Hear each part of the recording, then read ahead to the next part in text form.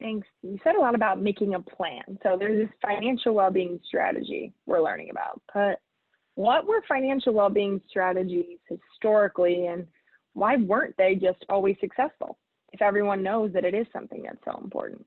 Yeah. And, it seems like, especially with this audience, many of you have tried different tactics for financial well-being. A lot of what has existed traditionally fell short because, one, it was in person, which can't really exist right now.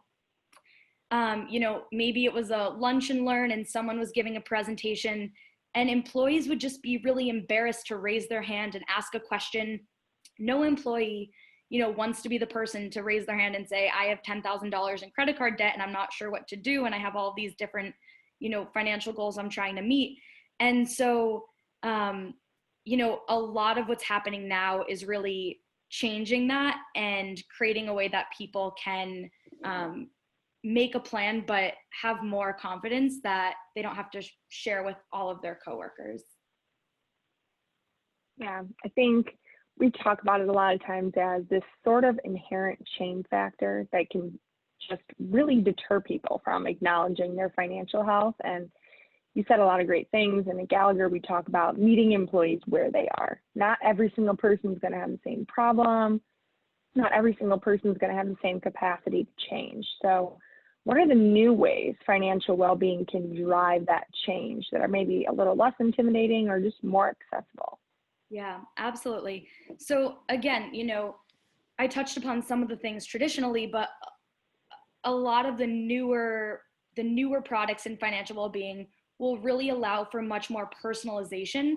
And so, it's great that, everyone can hear the same talk, but what's really amazing is after people are inspired by that webinar or that talk, that they can then have a personalized experience and really use their own information to get real-time feedback.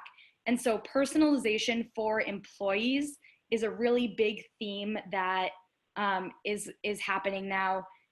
Another really big thing is high tech, high touch. And so the way we think about that is, high tech, you have a tech platform that people can use at their own time, on their own pace. And high touch is the ability to still have a relationship with a certified financial planner or a money coach. And so a lot of the products now have that dual capability where you can have the ability to talk to someone one-on-one whenever you want, but you're also able to use the tech platform if you're not ready or if you just want to prepare for that meeting and know what questions to ask. Those are two of the things. I would say there are two more things that I see a lot. One is around holistic solutions, and we might touch upon this later, but a lot of what used to exist was really maybe a point solution around student debt or wage access. And now really the solutions are more holistic, helping employees across all different parts of their life stages for financial decisions, everything from building emergency savings all the way to retirement and estate planning. And I think we've seen that it's really hard for people to make a financial decision in a silo. And so having a holistic product allows you to see your entire picture, even if you're making a healthcare decision, to make sure that you have enough savings for that high deductible healthcare plan. And the last piece that I would say that is really starting to have its day is reporting. And that's something, I know that we pride ourselves on, is being able to actually report back on activation and usage and engagement, and then have employers use that to further build out their internal strategy. And I think traditionally, just because there wasn't as much tech, there wasn't as many resources, reporting was not done as well. But now I think that's an incredibly important thing that you can ask for and plan to have.